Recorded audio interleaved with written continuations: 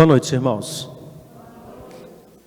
Como o culto não está sendo transmitido, não tenho boa noite, irmãos que participam do culto pela internet. Nós chegamos ao último tema da série Raízes. Hoje falaremos do solo da glória de Deus. E antes de pensar sobre esse tema e pedir que você abra o texto bíblico, quero começar pensando numa situação que se impõe a mim e a você. Nós conhecemos a história de Jó. E o capítulo 1 do livro de Jó começa relatando que Jó era homem justo e íntegro diante de Deus. E as coisas começaram a dar errado, humanamente falando, na vida de Jó. Jó começou perdendo seus animais, todos que tinha, e minuto após minuto entrava um novo servo dizendo que outros animais, outros rebanhos tinham morrido por circunstâncias que estavam acontecendo. Até que o último funcionário entrou e disse que os 10 filhos de Jó tinham morrido porque uma grande tragédia tinha acontecido. Todos nós conhecemos o que Jó fez. O que Jó fez? Começou a chorar e resmungar. Bradou em alta voz e reclamou: o Senhor é um miserável, Senhor. O que ele fez? É a frase talvez mais conhecida da Bíblia. O Senhor deu, o Senhor tomou, bendito seja o nome do Senhor. Dar glória a Deus independente da circunstância que estamos vivendo. Dar glórias a Deus independente da situação em que nos encontramos. Mas dar glória a Deus principalmente quando nos encontramos numa situação que para nós é muito difícil. E por que estou falando tudo isso antes da mensagem? Eu tenho certeza que o reverendo Robério falará isso ao final do culto, como um aviso. Mas a mim, enquanto pastor da igreja, quero registrar a minha grande tristeza. E eu sei que eu vou pegar vários irmãos agora desprevenidos porque não sabem da notícia. Então se preparem. O seu Abel faleceu. E como falei alguns domingos atrás, quando um crente morre, a gente não deveria dizer que ele morreu. Porque ele não foi para a morte. Ele teve um encontro com a vida. Todos nós conhecemos a famosa frase do seu Abel. E aí, seu Abel, como é que o senhor está? Qual era a resposta dele? Se a gente perguntasse para ele agora: e aí, seu Abel, como é que o senhor está? Não, agora ele diria: muito, mas muito melhor do que eu mereço. É interessante que a agenda da nossa vida vai, Por mais que a gente perca alguém importante, relevante para a nossa comunidade, seu Abel tem importância histórica para a nossa comunidade, pelos anos de vida que tem, pela vida que viveu aqui na igreja, e deixar de mencionar isso seria injustiça de nossa parte, Seria não reconhecer algo de tanto valor. Como homem, teve seus erros e seus acertos, Mas não é isso que está em questão aqui. Mas do homem, do diácono, é mérito de nossa igreja, reconhecidamente assim eleito pela igreja, num voto de honra e reconhecimento pelo serviço que foi prestado enquanto homem de Deus, que mesmo em toda a dificuldade de saúde que tinha, fazia questão de entregar o boletim na porta da igreja, e só parou de fazer isso porque já não conseguia mais. Bem, seria muito normal a gente, enquanto família, parar a nossa agenda hoje, não ver mais nada, se desligar do mundo e simplesmente chorar. Mas por isso que resgatei o texto de Jó. O dar glória a Deus se impõe, inclusive, no momento em que a gente acha que merece um pouco de atenção. Quero que você observe isso. Dar glória a Deus se impõe na nossa vida, mesmo quando a gente acha que agora a gente é que precisa de atenção. Jó não virou para a mulher dele e disse assim: mulher, vamos chorar, vamos agora sofrer, agora a gente perdeu tudo, perdeu os nossos 10 filhos. Mesmo na sua maior dor, mesmo no seu maior sofrimento, ele é capaz de olhar para Deus e dizer: toda honra e toda glória seja dada ao Senhor. Foi o Senhor que deu, foi o Senhor que tomou, então se alguém tem que ser bendito, é o Senhor. Irmãos, isso parece um sonho, né? Quando eu crescer, eu quero ser assim. Acho que você também. Mas a gente se esconde atrás de nossa fragilidade, atrás do nosso pecado, e talvez você já esteja aí de cara negando e dizendo assim: eu jamais farei isso, acho que isso é absurdo, acho que isso é insensível. Não, isso é bíblico. A imposição da glória de Deus, mesmo quando nós temos uma notícia tão difícil. Como pastor do seu Abel, posso dizer, né? O Senhor nos deu e o Senhor tomou. Bendito seja o nome do Senhor. Seu Abel agora pode correr em plena disposição no céu. Pode celebrar com alegria. Não tem mais água no joelho e nem precisa mais se orgulhar dos estentes que carrega no coração. Está novinho em folha. E a gente precisa glorificar o Senhor por isso. Bem, falar da glória de Deus parece fácil, mas deu para perceber que não é tão simples quanto parece. Então vamos abrir a palavra do Senhor, Atos capítulo 14, versículos de 8 a 18. Atos 14, de 8 a 18, nós vamos fazer leitura. Eu vou fazer a leitura, não tem ninguém com o microfone, né? Então eu vou fazer a leitura do texto.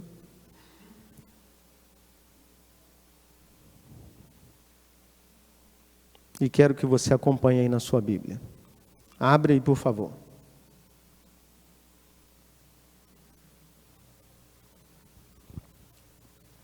Diz assim, passa para mim, por favor, Selma, o texto, ok? Em Listra havia um homem paralítico dos pés, aleijado desde o nascimento, que vivia ali sentado e nunca tinha andado.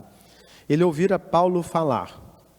Quando Paulo olhou diretamente para ele e viu que o homem tinha fé para ser curado, disse em alta voz: levante-se e fique em pé. Com isso, o homem deu um salto e começou a andar. Ao ver o que Paulo fizera, a multidão começou a gritar em língua licaônica: os deuses desceram até nós em forma humana. A Barnabé chamavam Zeus e a Paulo Hermes, porque era ele quem trazia a palavra. O sacerdote de Zeus, cujo templo ficava diante da cidade, trouxe bois e coroas de flores à porta da cidade, porque ele e a multidão queriam oferecer-lhe sacrifícios. Ouvindo isso, os apóstolos Barnabé e Paulo rasgaram as roupas e correram para o meio da multidão, gritando: homens, por que vocês estão fazendo isso? Nós também somos humanos como vocês. Estamos trazendo boas novas para vocês, dizendo-lhes que se afastem dessas coisas vãs e se voltem para o Deus vivo, que fez o céu, a terra, o mar e tudo o que neles há. No passado, ele permitiu que todas as nações seguissem os seus próprios caminhos. Contudo, Deus não ficou sem testemunho, mostrou sua bondade, dando-lhe chuvas do céu e colheitas no tempo certo, concedendo-lhe sustento com fartura e um coração cheio de alegria. Apesar dessas palavras, eles tiveram dificuldade para impedir que a multidão lhes oferecesse sacrifícios. Quero pedir que você continue com sua Bíblia aberta, porque a gente vai olhar para o texto. Então, vamos fechar os nossos olhos agora, vamos orar, né? Pedir orientação do Senhor. Maravilhoso, bom Deus, te damos graças pela tua palavra. Te damos graças também pela vida de nosso irmão Abel, pelo tempo que convivemos com ele, por tudo aquilo que podemos aprender, com os seus erros e com os seus acertos, mas te damos graças.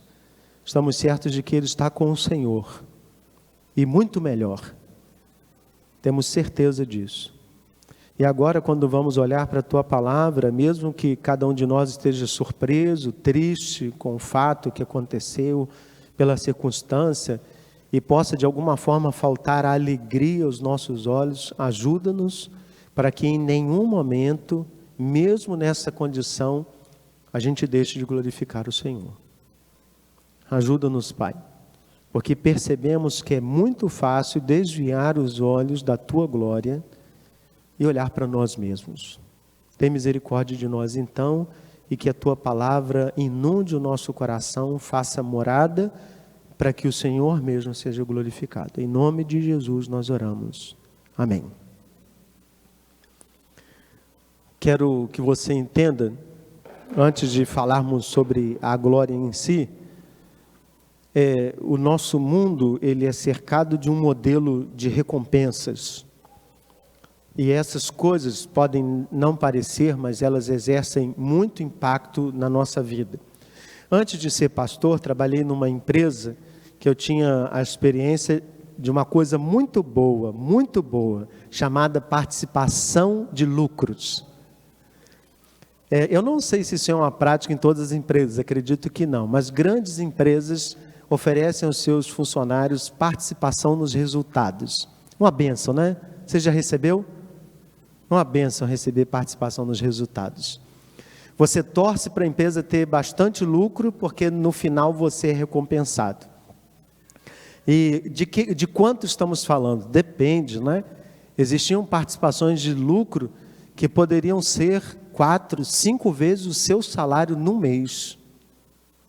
Então, dependendo do resultado estabelecido, se a empresa alcançou a meta, e os funcionários ficavam lá trabalhando como loucos para que a empresa alcançasse aquele resultado, porque o retorno viria. E aquele retorno, então, acontecia e você ficava todo feliz naquele mês da participação de resultados. Esse modelo de recompensa, né, ele existe no nosso meio. De alguma forma, a gente incutiu isso e trouxe isso também para a leitura que a gente faz do texto bíblico. Talvez isso não seja comum no nosso meio, estou falando no nosso meio, agora sendo bem específico, Igreja Presbiteriana de Tomás Coelho. Mas você concorda comigo que na cabeça de muitos crentes, quando as pessoas entregam o dízimo, elas pensam de alguma forma ser recompensadas. Então você dá porque Deus vai te dar em dobro, em triplo, em quádruplo, né? O pessoal cita o texto de Malaquias, porque Deus vai abrir as janelas do céu e vai derramar bênçãos sem medida. Um dia atendi no gabinete um senhor que reclamava comigo, ele disse: pastor, já entreguei o dízimo 6 meses e nada na minha vida mudou, vou parar de entregar o dízimo. Eu falei: justo. Se a sua metodologia é essa, deve parar mesmo. Se a sua entrega não é por convicção de que você deve, do que há no seu coração, se você faz isso para receber alguma coisa em troca, deve parar mesmo. Nunca foi de Deus, sempre foi seu. Continue com seu dinheiro, ele é seu, 100% seu. E ele perguntou para mim: o senhor está sendo debochado? E eu disse: o que acha? Além da recompensa monetária, nós temos várias outras recompensas, né? Nem sempre a gente recebe dinheiro, às vezes a gente recebe um título. Pastor emérito. Isso é orgulho, né? A gente diz sócia emérita, diácono emérito, presbítero emérito. Você recebe algum título? Alguma moção honrosa? Eu tenho no meu gabinete, recebi uma moção honrosa da Câmara dos Vereadores do Rio de Janeiro. Não sei se isso vale alguma coisa, mas está lá no meu gabinete. A gente às vezes recebe uma promoção, você é promovido a trabalhar mais e fica todo satisfeito com isso. Agora você não é auxiliar de ajudante nível 1, você é auxiliar de ajudante nível 2. Sonha em ser nível 3. Mas para depois chegar em outro nível que tem 1, 2, 3, júnior, master, sênior, plenum, e os nomes variam de empresa para empresa, e a gente se orgulha dessas recompensas que recebe. Numa entrevista, as pessoas dizem isso: o que você foi? Eu fui sênior, com a boca cheia da recompensa que a gente recebeu, da nossa experiência. Mas ainda o reconhecimento que é mais perigoso, porque até agora eu falei do mundo fora da igreja, né? Embora eu tenha citado pastor, diácono e presbítero emérito, a minha intenção foi mais falar fora da igreja. há um reconhecimento que é muito perigoso dentro da igreja. E quando a gente espera que esse reconhecimento aconteça entre os santos, talvez a gente logo se defenda e diga assim, mas há um texto bíblico que diz que a gente deve honrar os que são dignos de honra. Ok, mas nem por isso o perigo deixa de existir. O perigo continua existindo lá.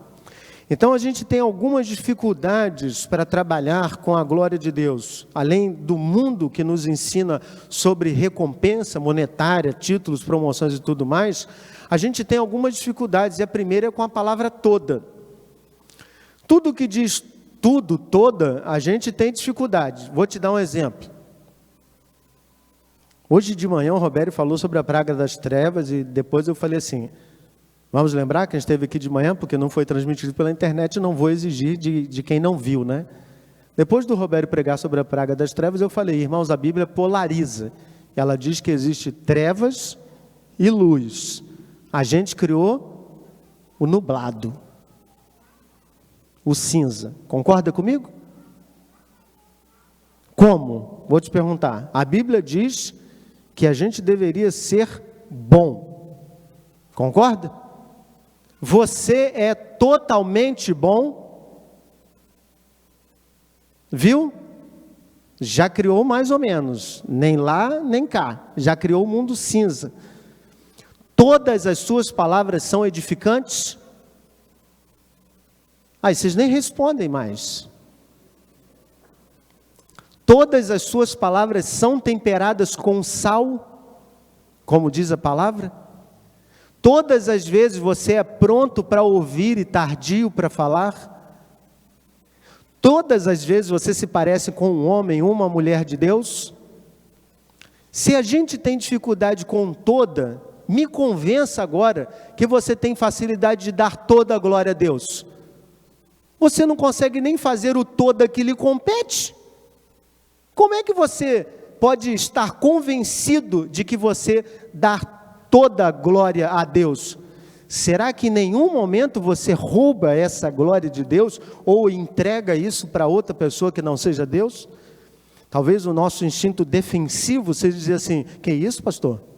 Deus me livre, jamais farei isso. Toda a glória seja ao nome do Senhor, aleluia.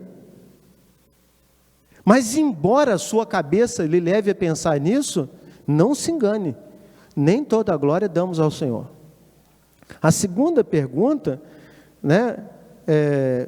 que a gente deve fazer, por que fazer isso? Que é outra dificuldade. Um dia, no discipulado, não estou contando aqui, pensando em alguém, porque na verdade eu nem lembro mais quem fez essa pergunta para mim. Mas a história ficou gravada. Uma pessoa virou para mim no discipulado, porque a gente tem a lição da glória de Deus. E uma pessoa me perguntou assim, pastor, eu não entendo esse negócio, por que Deus quer toda a glória? Isso parece muita vaidade. E eu falei assim, nunca pensei nisso. Pergunta interessante. Por que Deus deseja toda a glória? Mas antes da gente definir por que Deus quer toda a glória, a pergunta que a gente deve se fazer é, o que é glorificar a Deus? O que é dar glórias a Deus? Talvez a gente pense que dar glórias a Deus é isso, né? Estamos em culto, tudo que a gente faz aqui é para a glória de Deus. Não sei, eu não sei o que está passando na sua cabeça. Às vezes eu estou falando aqui, você deu aquela cochilada, pensou nos gols do Fantástico, pensou na pandemia, naquele ventinho frio. Talvez você deveria ter pensado agora, poxa, cara, eu em casa, um chocolate quente. Eu não sei aonde a sua cabeça foi. Embora há um pressuposto de que tudo que a gente faça aqui deva glorificar a Deus, se isso de fato está acontecendo, não cabe a mim, ao Robério ou qualquer outra pessoa. É algo que Deus está vasculhando dentro do nosso coração. Glorificar a Deus não é só ato cultico. Por isso que, geralmente, quando estou dirigindo a liturgia, eu falo uma expressão repetitiva para ser, de fato, aquela palavra subliminar que entra na sua cabeça e você, pelo menos, vai viver durante a semana. Não é manipuladora, não, é educativa. É dizendo assim, irmãos, estamos acabando o culto congregacional, mas o culto continua com a sua vida. Para lembrar que o culto não acabou. A gente tem uma mania feia de dizer assim, que hora que o culto acabou? Não, você está falando da reunião congregacional. O culto não acaba nunca.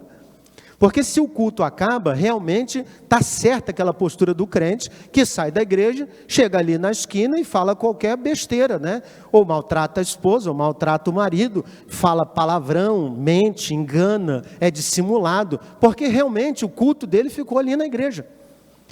Então, a gente precisa questionar sobre o que é se glorificar a Deus. Então, glorificar a Deus é fazer com que todas as coisas que eu faço, tudo aquilo que eu penso, tudo que eu falo, aponte para Deus. E as pessoas vejam em mim uma transformação que só Ele pode ter produzido. Mas além de eu fazer isso, quando as pessoas observam isso, as pessoas vão virar para mim e de alguma forma tentar me glorificar e dizer assim: parabéns, Fábio. Parabéns, Fábio. Você não sabe como é desafiador ser pregador. Sabe por quê? Se a gente prega mal, as pessoas falam. Mas se a gente prega bem, as pessoas também falam. E nos dois casos, o que está em jogo não é o Espírito Santo, sou eu. É interessante a gente falar isso. Na teologia reformada, a gente acredita que nesse momento a gente não ora pelo pregador. Vocês sabiam disso? A oração de iluminação não é pelo pregador. Se alguém algum dia fizer alguma oração na liturgia, nesse quesito, está errado. Porque a gente entende que quando o pregador chega aqui no púlpito, ele já tem a palavra de Deus no seu coração. Então a gente não pede, porque a palavra já foi dada. Esse pregador chega aqui com a responsabilidade de transmitir. Seja uma palavra dócil, seja uma pancada no seu lombo, seja algo muito bacana de ouvir ou muito difícil de ouvir, de quem foi a palavra? A gente pode até dizer que é de Deus, irmãos, mas vamos ser sinceros, a gente olha ou não olha o pregador? Às vezes o que mais se destaca não é a palavra, é a performance. É o pregador que é bacana, despojado, sacode, ri, conta piada. É aquele que chama a sua atenção e você fica todo feliz quando o fulano prega. Eu não durmo. Quando o fulano fala, ele tem uma voz tão mansa. Me dá um sono, cara. Tão difícil para mim. A gente observa a performance e em tudo isso a gente corre o risco de tirar a glória de Deus e colocar nas pessoas. Para nós, é muito melhor quando a gente recebe uma crítica. Eu falo para mim como pastor, e eu creio que para o Robério também seja. Quando a pessoa diz assim: pô, pastor, não entendi aquilo foi confuso, aquilo foi difícil, porque isso é o Fábio pode ser melhorado. Agora, difícil mesmo e faz a gente pecar quando o cara bate assim: pastor, cara, domingo, cara, que unção. Qual é o risco que corre para o pastor? Pô, fica até corado, irmãos. Pô, fala isso mais não. Pois. A gente corre o risco disso ir lá no coração. Muito mais difícil do que uma palavra dura de repreensão. Essa geralmente a gente rejeita, não vai para o coração nunca. A gente nem deixa entrar, a gente nem aceita. Mas as palavras dóceis, aquelas que dizem, que massageiam o nosso ego, essas palavras são facilmente aceitáveis. Então, a gente precisa entender os perigos que a gente tem, as dificuldades. Olha para o texto. Tem algumas coisas que são bem difíceis no texto para a gente observar a dificuldade. Então, olha lá. Primeira pergunta: ele foi curado porque tinha fé ou porque Deus quis? Olha o que diz o texto, versículo 8. Em Listra havia um homem paralítico dos pés, aleijado desde o nascimento, que vivia ali sentado e nunca tinha andado. Ele ouvira Paulo falar. Quando Paulo olhou diretamente para ele e viu que o homem tinha fé para ser curado, repare bem nessa expressão, viu que o homem tinha fé para ser curado, disse em alta voz: levante-se, fique em pé. Com isso o homem deu um salto e começou a andar. Eu tive uma tia, né, ela já faleceu, ela não era crente na época. Minha tia teve um encontro com o Senhor, tia do meu pai, né, teve um encontro com o Senhor, já na velhice, já nos 90 anos, ela morreu com mais de 90, mas ela era muito supersticiosa, e eu não sabia o que era superstição, não sabia o que era essas mandingas que as pessoas fazem, né? Eu não sabia.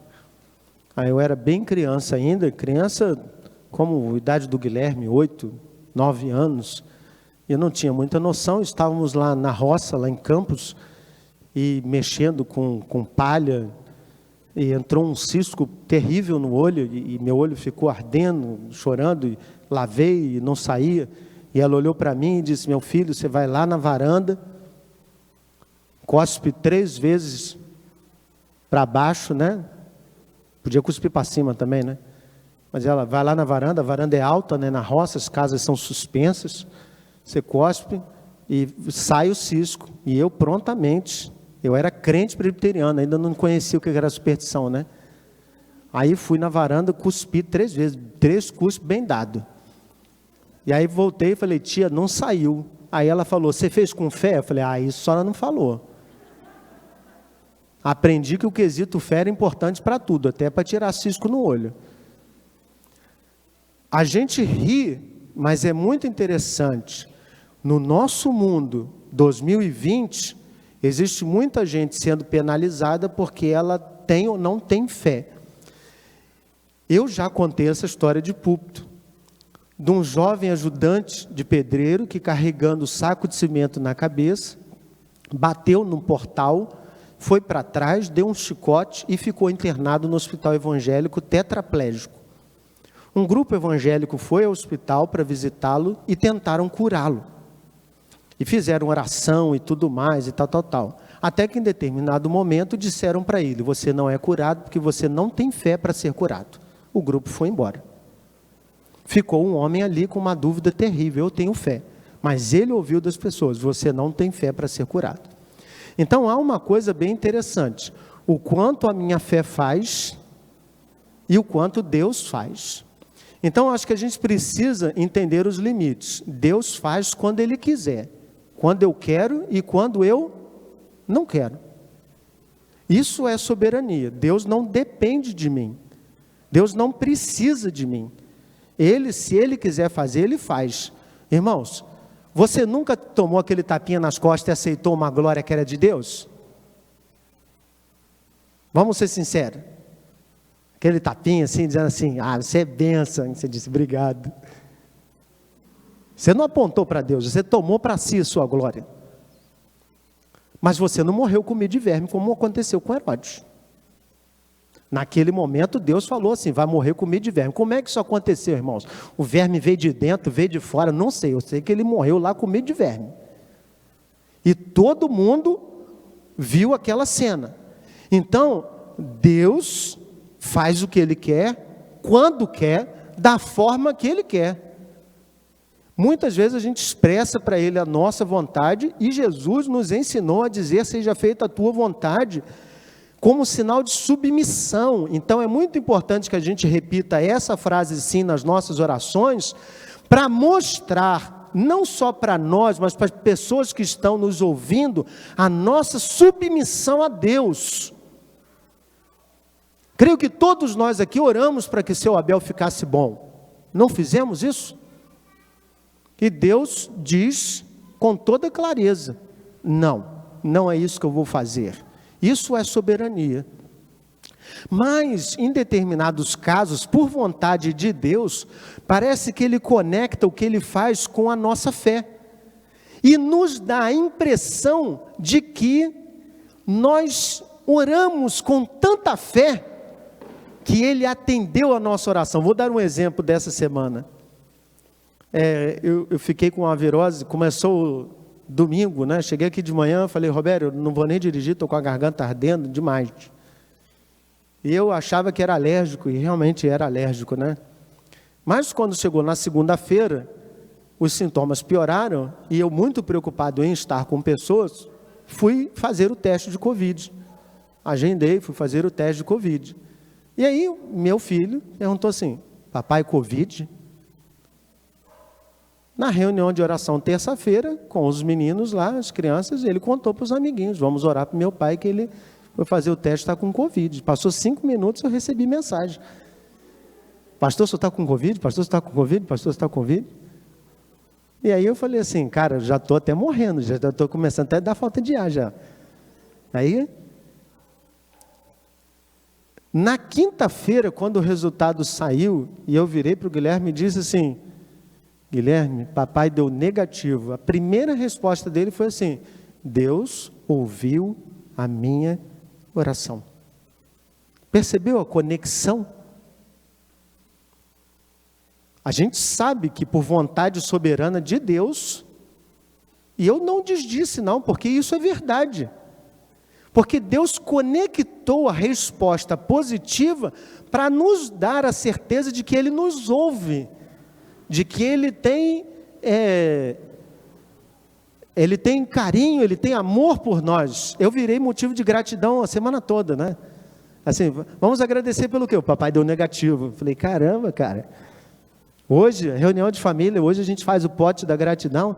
E aí, qual é o motivo? Não, quero agradecer porque meu pai deu negativo no Covid. Eu falei, glória a Deus, né? Então, assim, Deus conecta a resposta, mas a pergunta é, alguém pode olhar para esse texto e dizer assim, pastor, claramente, ele só foi curado porque Paulo olhou para ele e tinha fé. Eu também conheço o texto que Jesus chegou em Nazaré e não fez ali muitos milagres por conta da incredulidade das pessoas. A Bíblia também diz isso. Mas em momento nenhum a Bíblia diz que Deus deixou de fazer porque ele foi impedido. Não, ele não quis conectar a sua ação maravilhosa à incredulidade. Vontade dele, ele não quis conectar. Ele poderia ter associado o milagre com a incredulidade do povo de Nazaré, justamente para fazer o povo acreditar, mas ele não fez isso. O que eu quero dizer é que a gente precisa olhar para a fonte certa. Ele não foi curado simplesmente porque ele tinha fé, ele foi curado porque Deus queria que ele tivesse sido curado, ponto. Se Deus não quiser, irmãos, nada acontece. É muito perigosa aquela música que diz que a oração move o coração de Deus. Muito perigosa, irmãos. Mas muito perigosa. Eu te dou vários exemplos bíblicos para mostrar que isso não é verdade. Davi, quando engravidou Batseba e pediu a Deus, fez jejum. Jogou cinza sobre ele e pediu a Deus para que o filho não morresse. O que aconteceu? Morreu. Jesus, no Getsêmane, diante da morte, do momento mais difícil de sua vida, ele clama ao Pai, se possível, Pai, passa de mim esse cálice. Qual é a resposta? É não. Tem que ir, meu filho, vai lá. E eu digo mais, hein? Você vai passar por isso e vai se sentir sozinho nisso. Tanto que Jesus na cruz clama, Deus meu, por que me desamparaste? Esses registros não estão na Bíblia à toa, mas para mostrar que a nossa oração, a nossa conexão de fé, a fé é um presente dado por Deus. Então Deus de alguma forma vai nos presenteando com bênçãos na vida, nos dando a percepção de que Ele está nos ouvindo, mas não ache que porque Deus está ouvindo, que Ele agora é seu servo e que tudo que você pede Ele vai fazer. Porque da mesma forma que você pode ter pedido a Deus uma bênção, você pediu para Deus e Ele te deu, em determinado momento Deus decide tirar essa bênção, você pede para Ele e Ele diz, não, agora eu não vou fazer sua vontade não, eu quero a minha vontade é tirar aquilo que você entendia como bênção. Mas o texto continua. Então a partir do momento que ele foi curado, as pessoas olharam para quem? Versículo 11, ao ver o que Paulo fizera, a multidão começou a gritar em língua licaônica, os deuses desceram até nós em forma humana, a Barnabé chamavam Zeus e a Paulo Hermes, porque era ele quem trazia a palavra. E aí há um fenômeno interessante, né? A gente geralmente olha não para a fonte, mas para o meio, para aquele que nos atendeu ali. Então vamos imaginar uma coisa bem interessante. Você está passando muita dificuldade, seja financeira, você liga para alguém. Geralmente eu deixo o Robério doente, eu mato ele, mas vamos pensar agora numa bênção, né? Você liga para o Robério. Aí você diz assim, pastor, eu estou com a corda no pescoço, preciso de 5.000 reais. Eu estou ameaçado de morte. 10.000, não subi. 10.000, pastor, falaram que vão me matar. Robério, do jeito que é bondoso, diz assim, ok, irmão, eu entregarei para você. E Robério vai e lhe abençoa com os 10 mil reais, sem nenhum prazo. Você pergunta assim, quando terei que lhe devolver?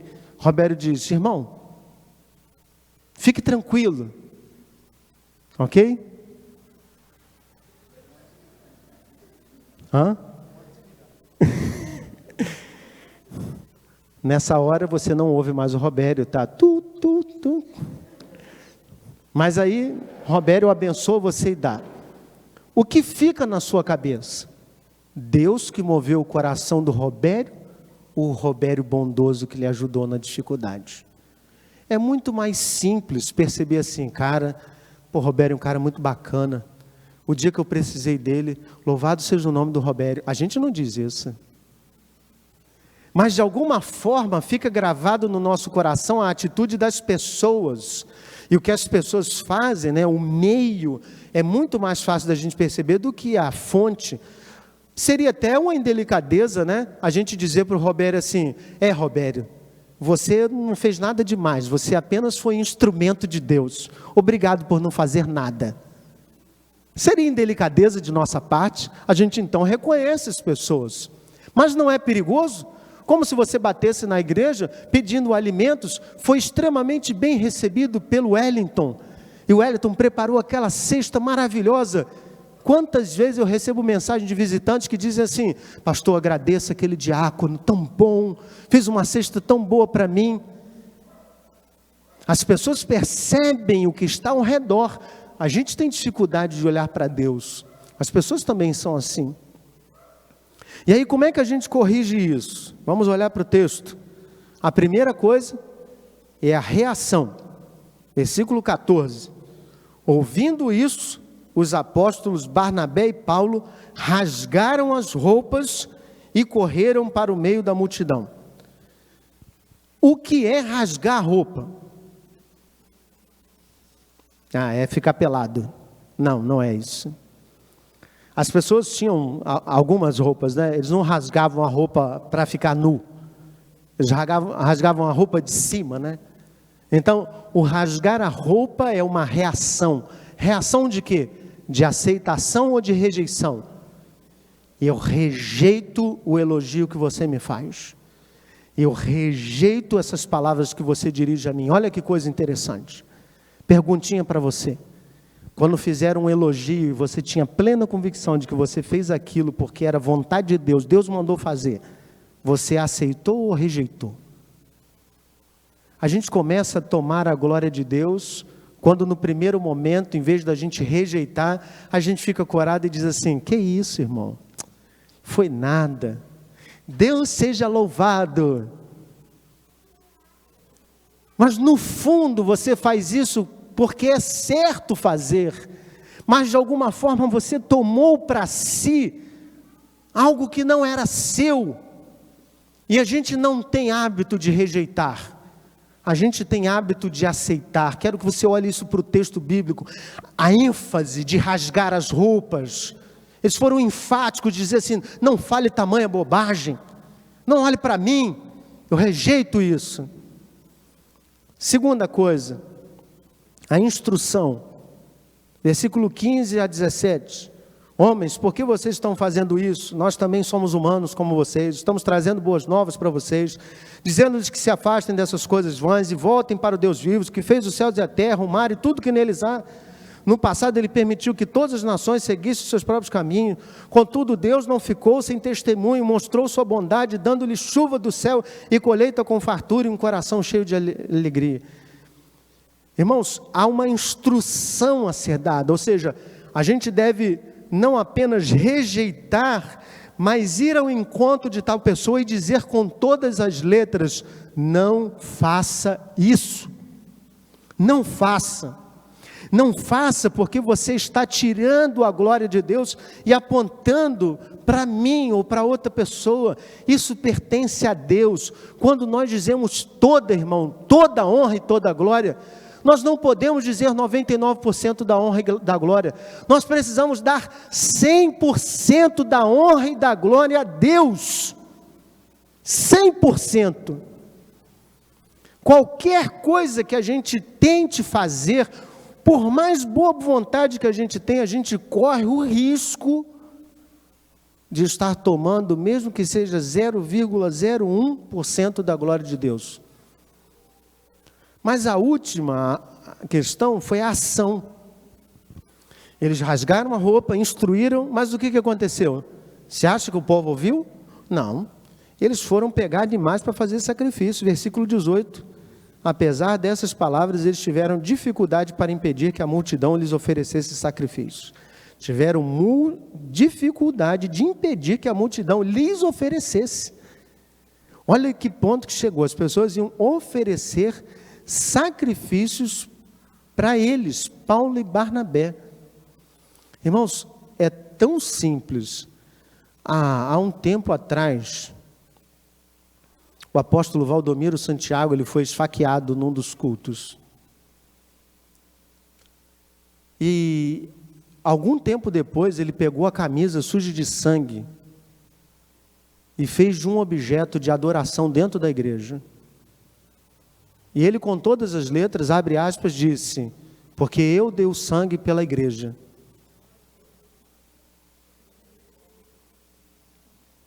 Assustador, não é? Assustador. É de fazer o coração da gente pensar que as pessoas podem, ainda hoje, sacrificar a nós, de várias formas, não com animalzinho, não.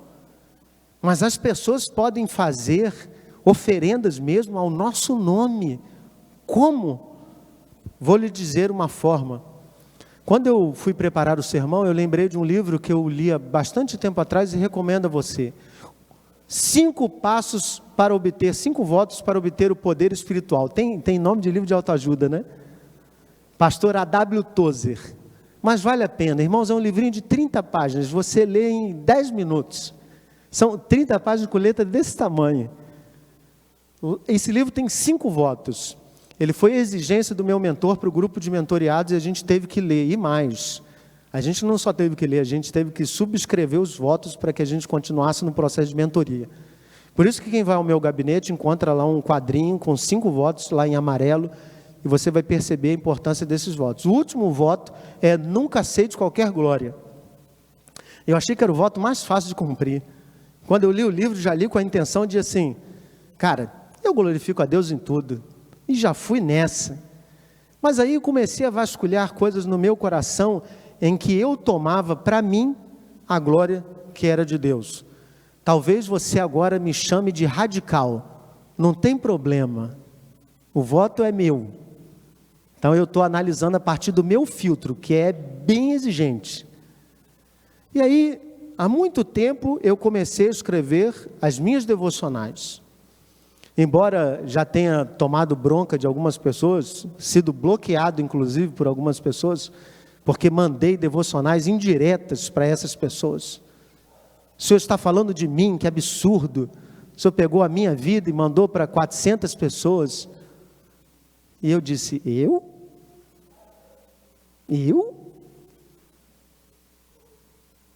Como não consegui convencer a pessoa do contrário, continuei bloqueado e veio um pedido expresso: me tire de sua lista de transmissão. Falei, seja feita a tua vontade. Fulano foi retirado da lista de transmissão.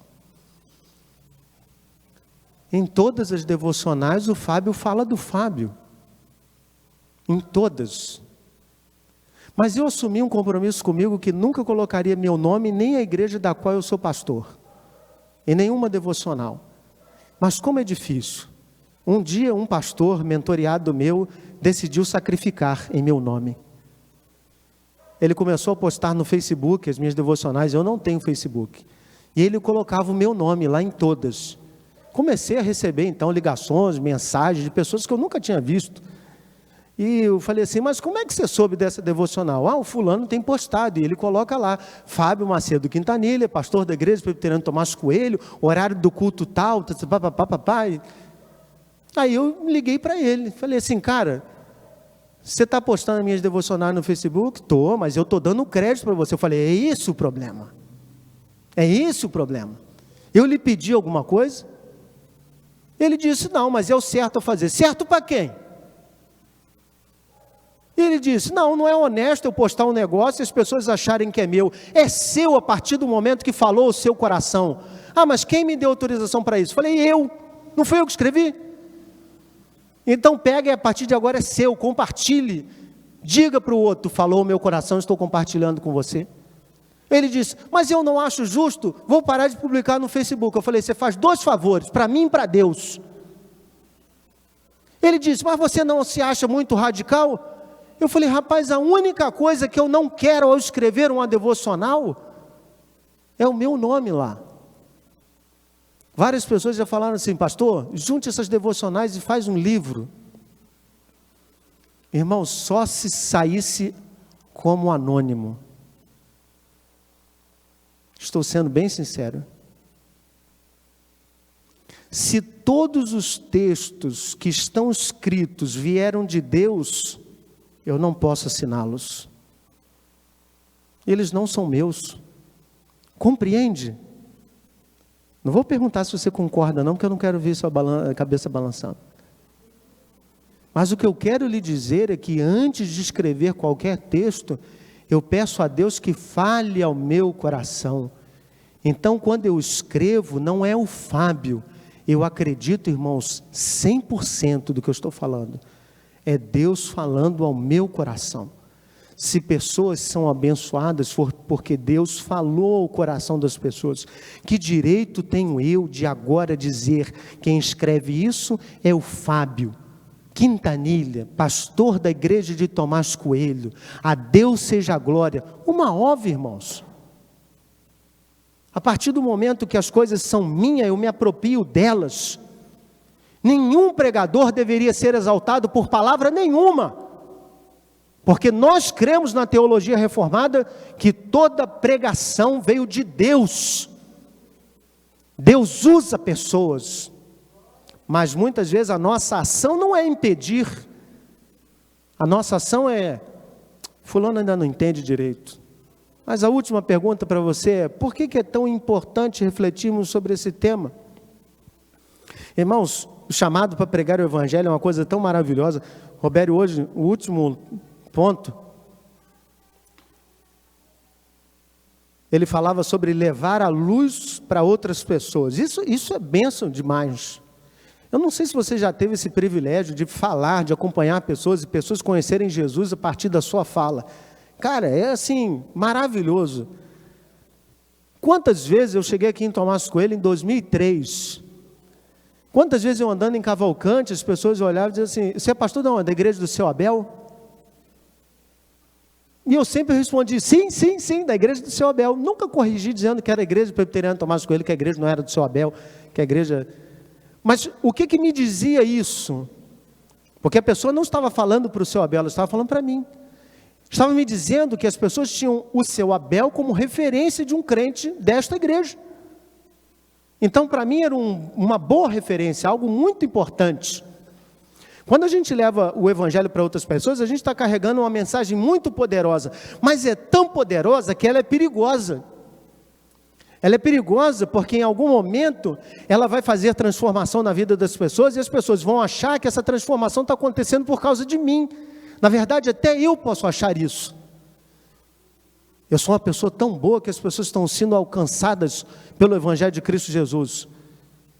Talvez você não conheça o pecado de pastores, mas vou lhe contar. Pastores muitas vezes referem-se à igreja pelos números.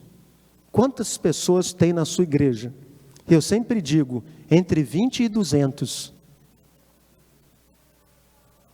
Não estou preocupado com isso. Mas é muito comum os pastores entenderem a sua eficácia, o seu ministério pastoral, sendo proativo, abençoador, a partir dos números. Mas diga uma coisa para mim, quantas ovelhas Jeremias teve? Eu lhe digo, nenhuma. O pregador mais usado por Deus talvez, mas o que menos foi ouvido. Apanhou, colocaram um negócio de boi nas costas dele, jogaram ele num poço, humilharam ele, chamaram ele de mentiroso, apanhou de novo, foi maltratado, ninguém ouviu, e o tempo todo ele disse assim: Senhor, por que o Senhor está fazendo isso comigo, Senhor? O Senhor manda dar uma palavra e diz que ninguém vai ouvir, Senhor? O sucesso pode mexer com o nosso coração. Então, estar firmado no solo de Deus nos previne de uma coisa muito importante: a idolatria. Talvez a gente seja muito cruel quando fale de algumas pessoas e as chame de idólatras.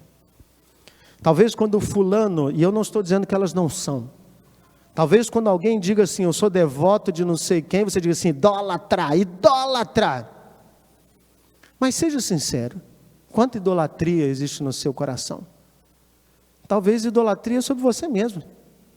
Talvez você, quando se compara com os crentes da sua igreja, você diga para você mesmo, olhando no espelho: espelho, espelho meu, existe alguém na minha igreja mais crente do que eu? Pessoal do louvor, né? Às vezes um dos cantores pode olhar no espelho e dizer assim: existe alguém mais comprometido do que eu? Você da área de mídias, você diácono, pode ou não pode bater a idolatria no nosso coração? E às vezes numa reunião soltarmos com ar de piedade a expressão: estou preocupado porque quando olho para o grupo, vejo pouca gente comprometida além de mim. Você não percebe que aos poucos Deus é apenas uma referência teológica? Na verdade, o seu Deus é o seu umbigo. Mas você não é sincero o suficiente para dizer isso, nem reconhecer isso.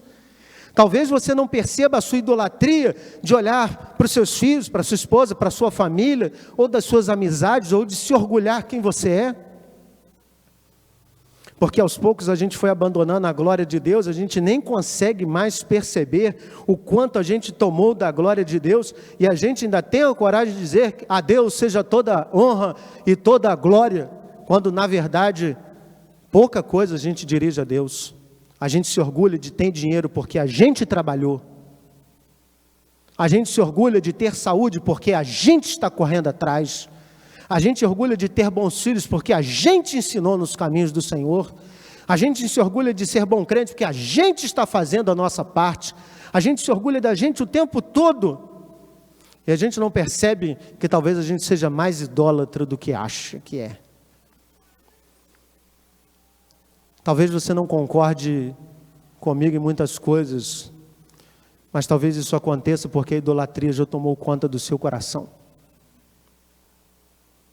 E falar do solo da glória de Deus, irmãos, é pensar que a gente precisa estar enraizado. E aí eu quero dizer para você: ou a gente é radical, ou a gente rouba 1% da glória de Deus. Se você não é radical, você vai roubar a glória de Deus. Ou a gente se finca no solo da glória de Deus, ou a gente toma 1%, e quando a gente toma 1%, a gente caiu no pecado da idolatria, porque a Deus não foi dada toda a honra e toda a glória. Percebe como é difícil dar toda a glória a Deus? Concorda comigo que é extremamente difícil? Qual é o desafio prático para isso?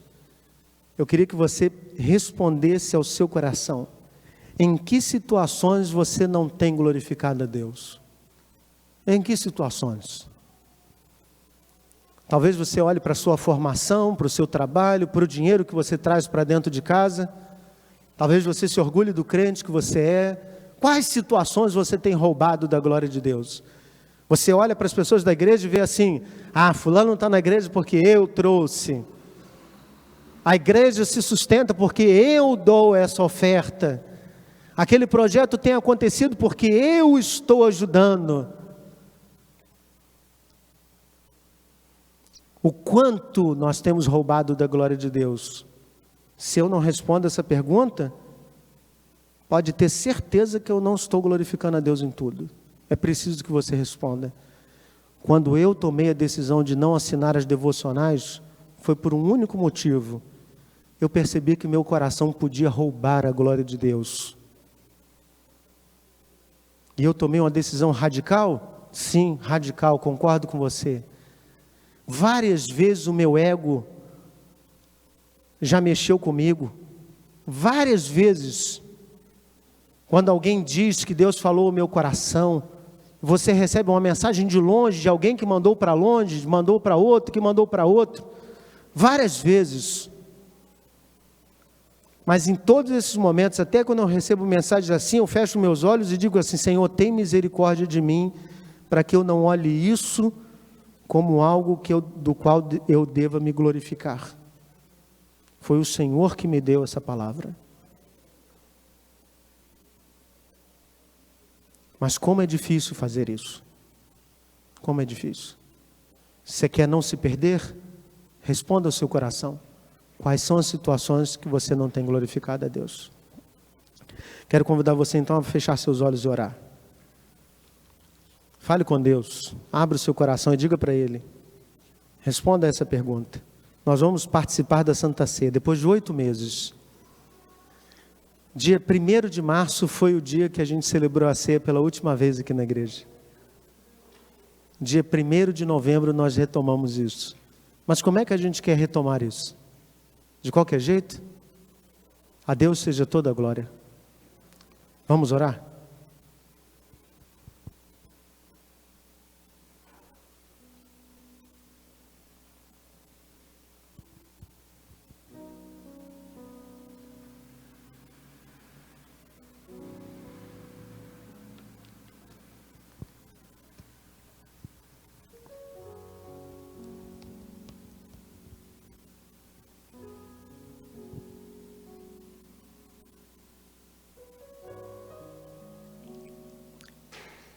Maravilhoso bom Deus, clamamos por misericórdia, porque é impossível refletir sobre tal tema e perceber que não falhamos muitas e muitas vezes. Consciente ou inconscientemente, isso não vem em questão. O certo é que falhamos. Ajuda-nos a corrigir isso. Mas até ao corrigirmos isso, que toda a glória seja dada ao Senhor.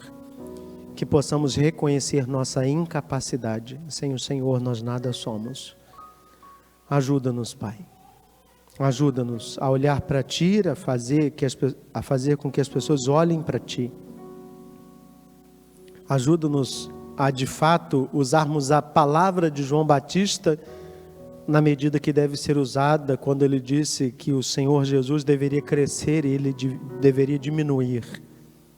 Ajuda-nos. Porque a tendência mais fácil é tomarmos para nós aquilo que não é nosso. Tem misericórdia de nós.